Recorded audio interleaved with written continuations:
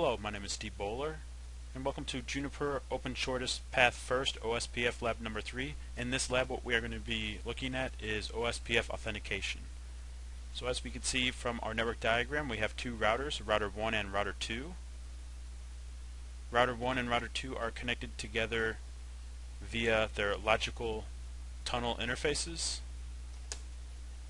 And we are representing all of our logical tunnels. All LTs will be equal to LT-120.XX. For instance, for router 1, LT.12, and for router 2, LT.21. So what we're going to do is we're going to configure two logical systems. One is going to be called R1 and one is going to be called R2.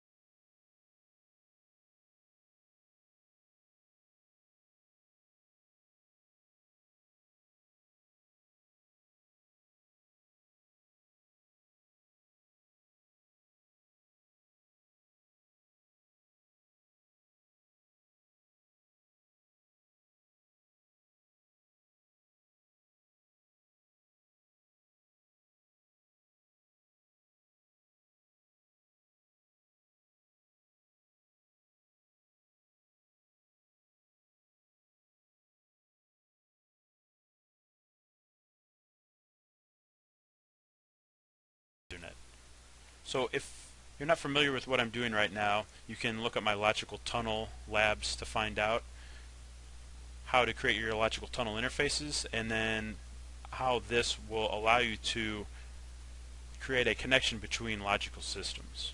So that's what we're doing in this lab. We're not using actual physical interfaces, we're just using the logical tunnels built into the logical systems and the Juniper router that we are using.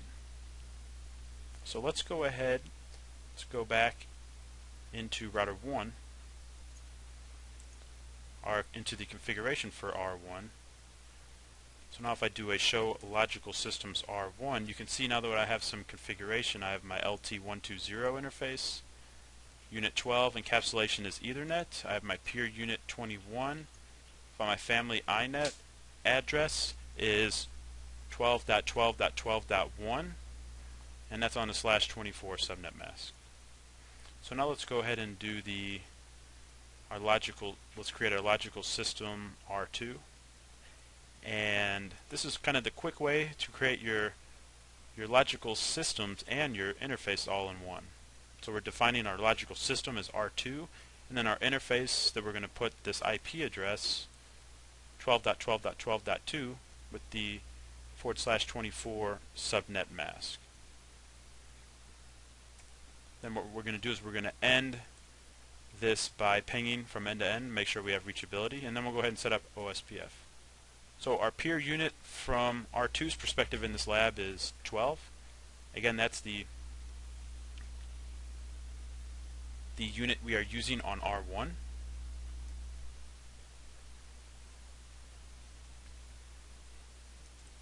Then our encapsulation is going to be Ethernet. So let's go ahead and commit these commands.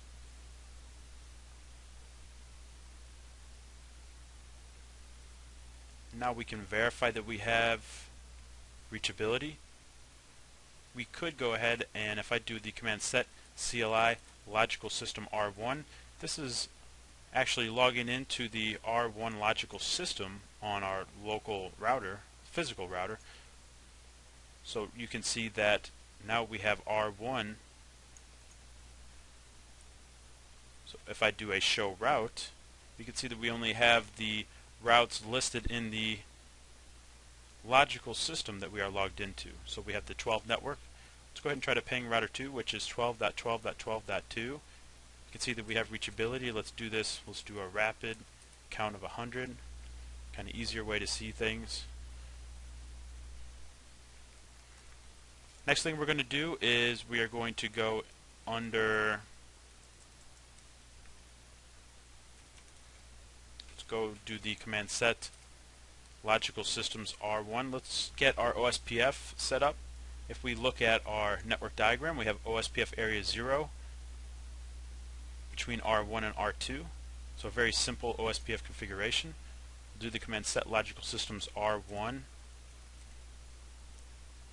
interfaces, set logical systems R1 protocols OSPF area 0 interface, then LT-120.12.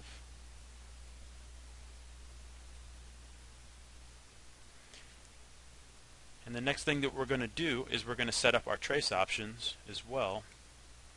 Our trace options will allow us to log a bunch of the, kind of like running a debug on a Cisco router, but what we're also going to be able to do with the trace option is we're going to be able to go back, we're going to name a file, so we'll do set logical systems R1 protocols OSPF trace options file, and we can name this, we'll just name it OSPF lab 3. And then within our trace options, now that we have the file name, we're going to have to flag what events do we want to flag within OSPF. And we're just going to we're going to trace everything. And then I'm going to show you how you can isolate all of your, well, you're probably thinking, man, that's a lot of stuff that you're going to start seeing in OSPF. Yes, you're right, but we can also isolate a lot of those statements that we don't want to see, a lot of that output. We can just do I'll show you how we can search specifically for input within the whole log itself.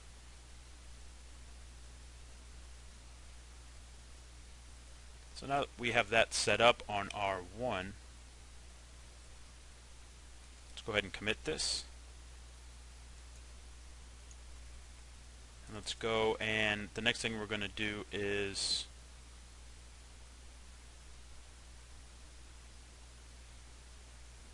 do this.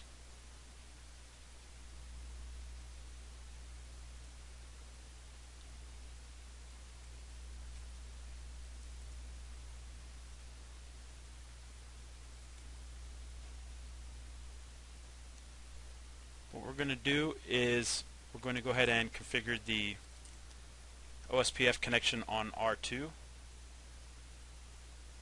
So we'll do the command set logical systems R2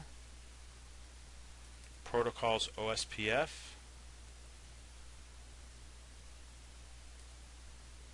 interface, the area, which is 0, interface LT-120.21. Let's also create our trace options. We'll do set logical systems R2 protocols OSPF trace options file OSPF lab 3, and then we're going to flag all events.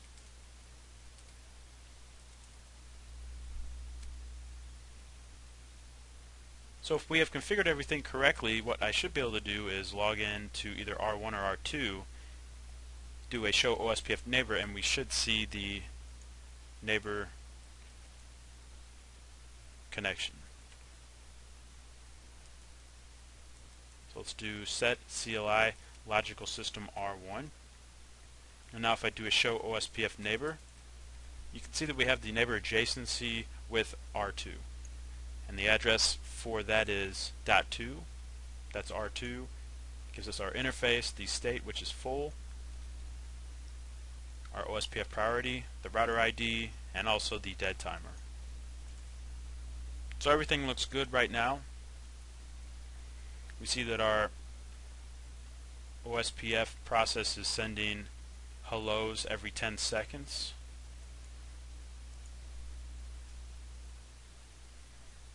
If I do the command show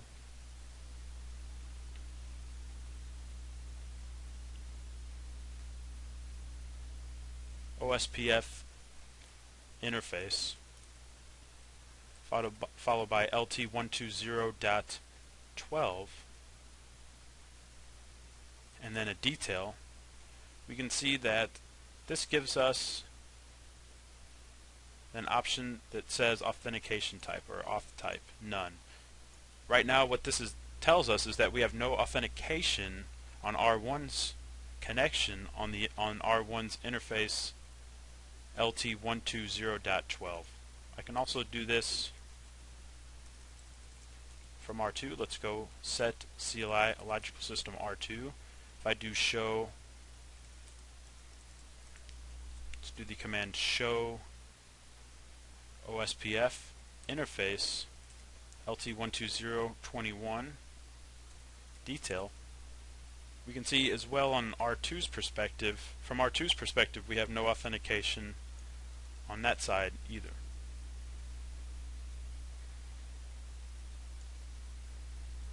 So with OSPF, we're going to look at two authentication types. We're going to take a look at the message type of, the authentication type of simple. With simple password authentication, this is going to send a password in plain text, and this will be transmitted via the OSPF packets. Now these simple authentication, with simple authentication, we must realize that these packets, if someone sets up a sniffer on the network and they sniff the packets that we're sending between R1 and R2, they're going to be easily going to be able to get the password information, because there is no let's just say there's no strong authentication or any authentication really going across.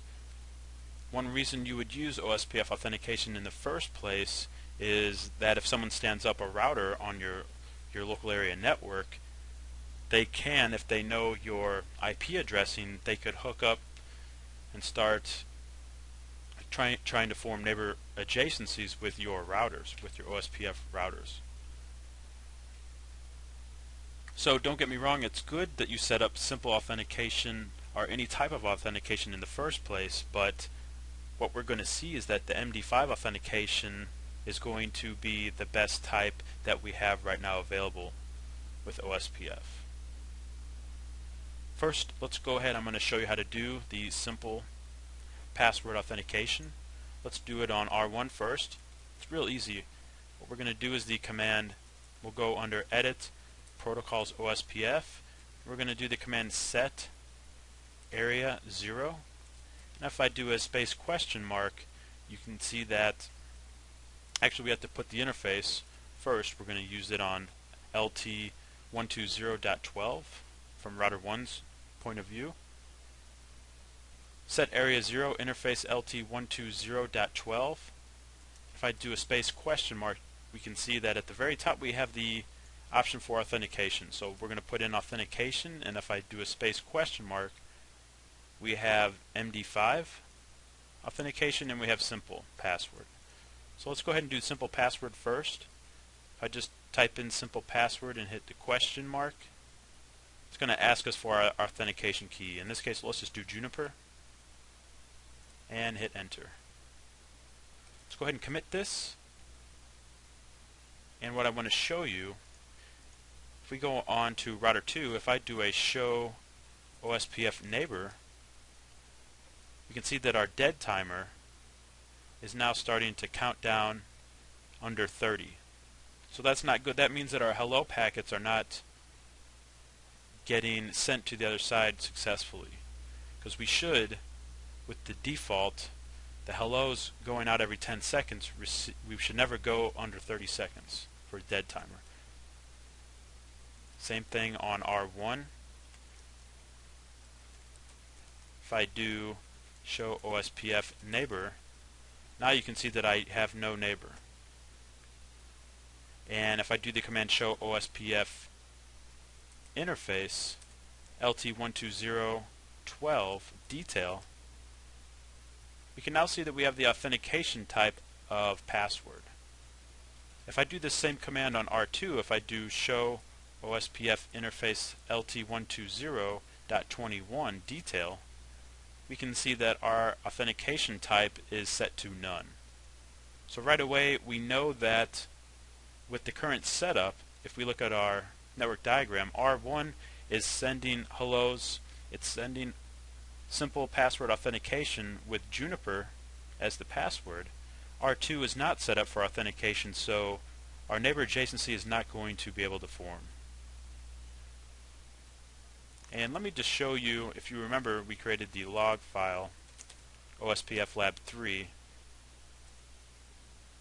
If I do a log, actually, like I said, there's a lot of stuff. We set our trace option for all, so we're going to get a lot of data. We can go ahead and isolate a lot of that by just matching, we'll just match the neighbor IP, so 12.12.12.1. This is router 1's IP.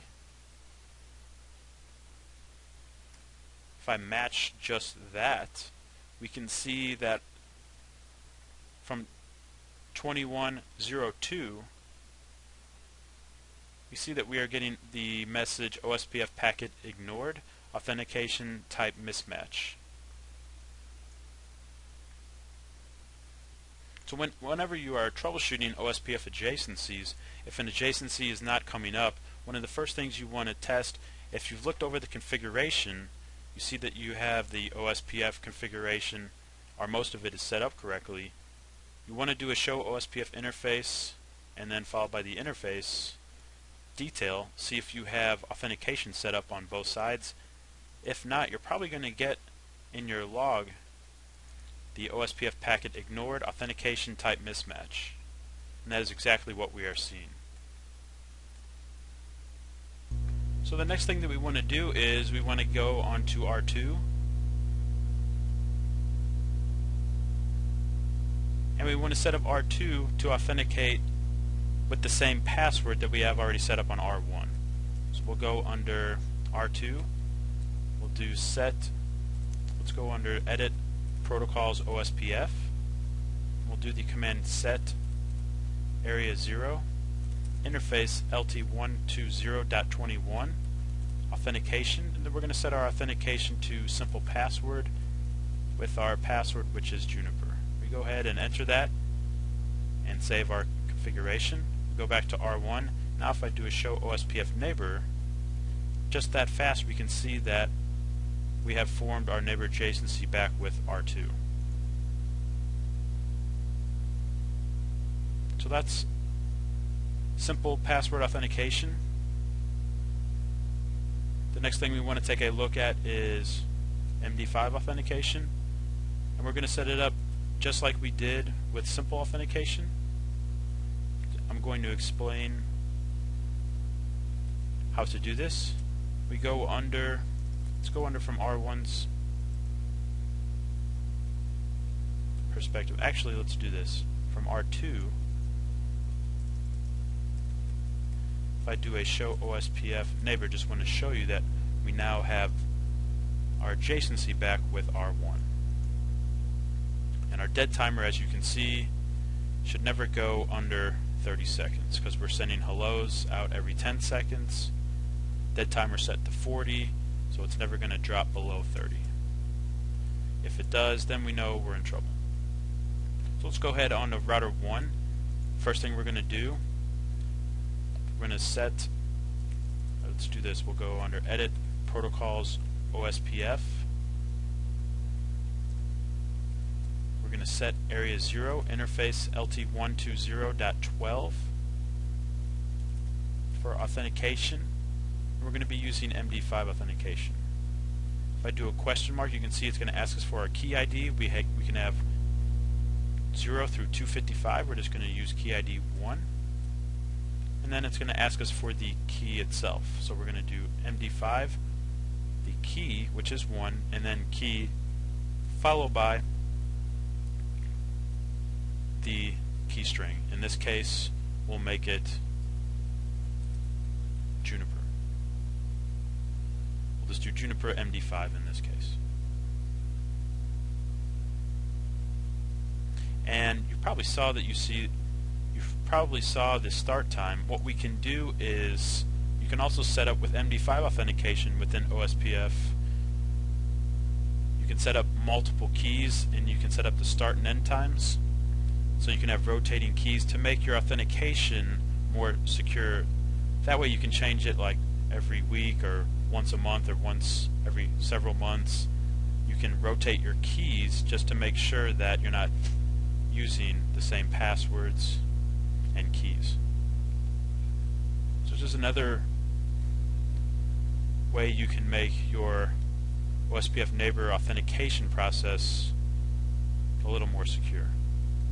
So on R1 we'll go ahead and we'll commit our change. We're using MD5 authentication on R1, and on R2 we are using simple password.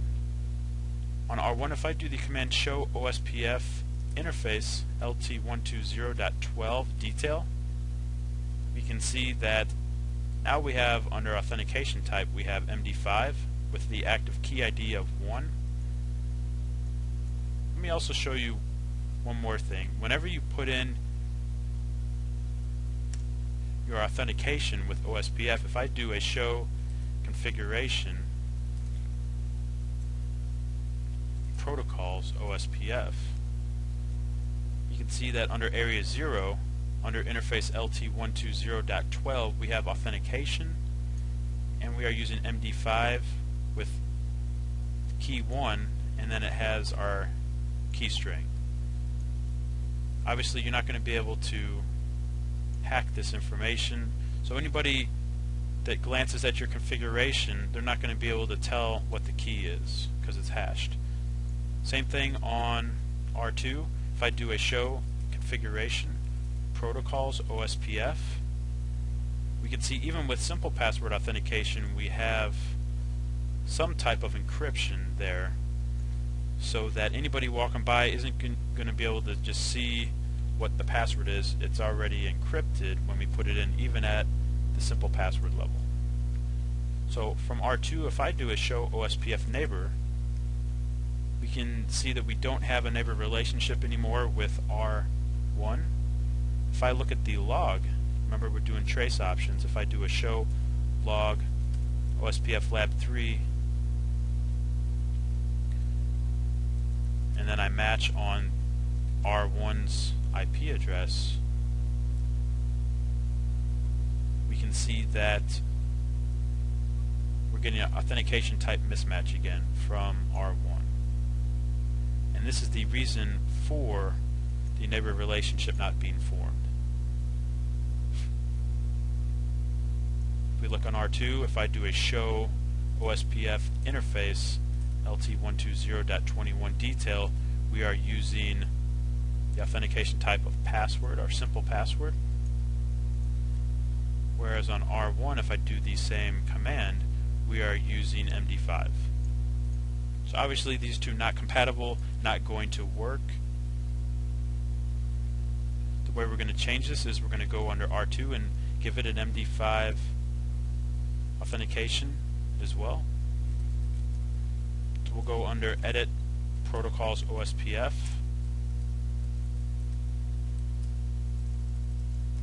We're going to do the command set area 0 interface LT120.21 authentication.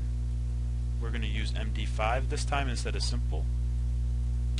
It's going to ask us for our key ID. We're going to use key 1.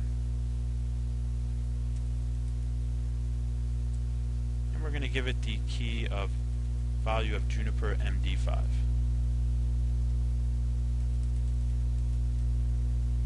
Let's go back to R1, make sure we have, if I do a show OSPF neighbor, we can now see that our neighbor relationship has come up. If I do a show log OSPF Lab 3 pipe to match 12.12.12.2. This is R2's IP address. Now we can see that we are receiving hellos from router 2.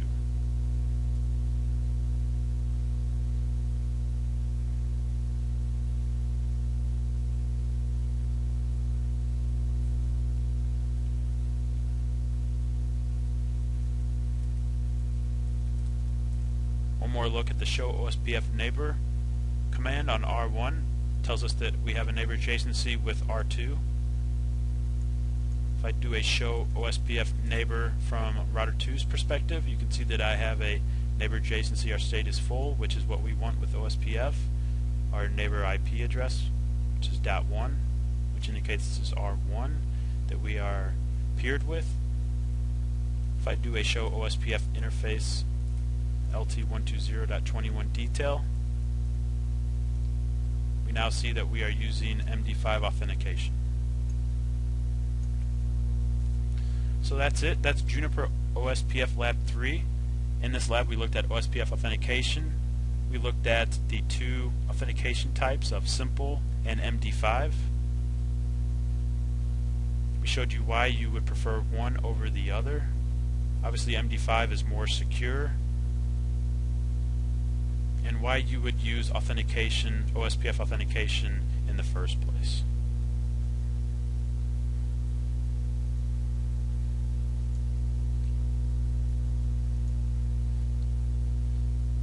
So I want to thank you for watching this video, and I hope to see you in the next one.